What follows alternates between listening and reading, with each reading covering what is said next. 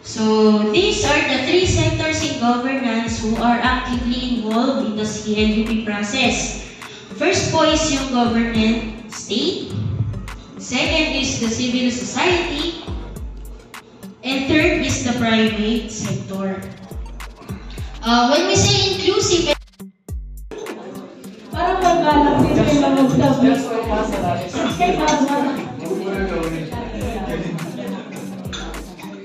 Para mag-pressure sana yung ano.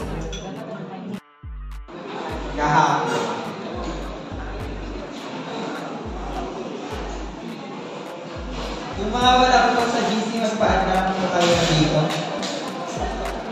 Para po sa mga future updates din ng training.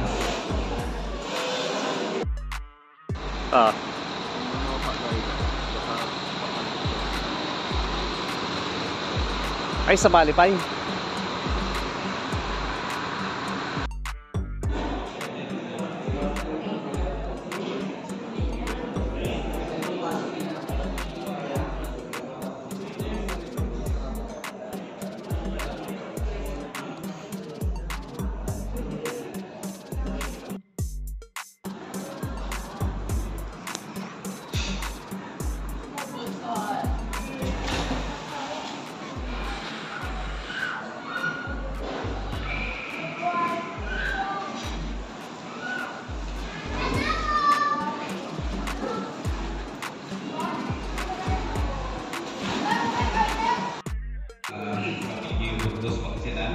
So before I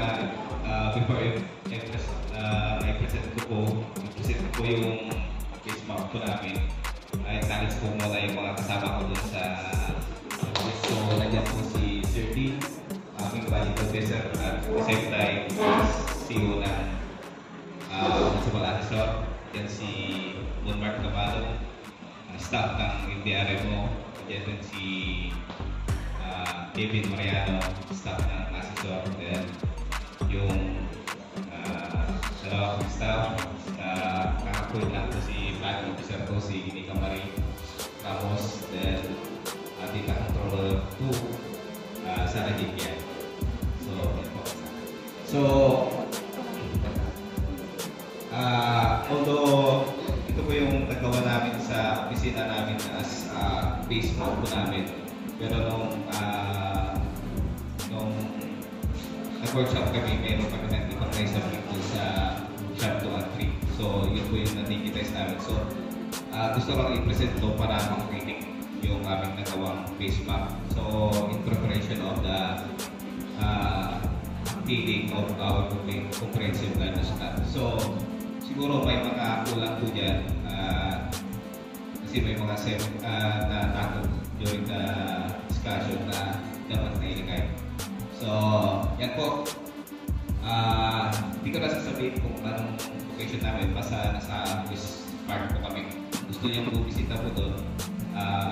Punta lang po kayo at hanapin yung kami. So, yan. Yan, yung municipal boundary namin. Katabi naman yung municipal governor sa south, sa Luzon, yan sa east, municipality of Pamini. Then sa west, yan, West Philippine Sea. Then sa barangay boundary, nandiyan na rin po yung barangay boundary namin, din na rin po. Then National Road, then Provincial Road, Barangay Road, Bridges, River and Creeks. So, yan po. So, most likely may mga ilalagay po dyan kasi wala yung mismong locator ng mapa namin, which is the province of Pangasinan. So, yan po yung isa pong idadagdag po namin. So, yun po ang aming base map.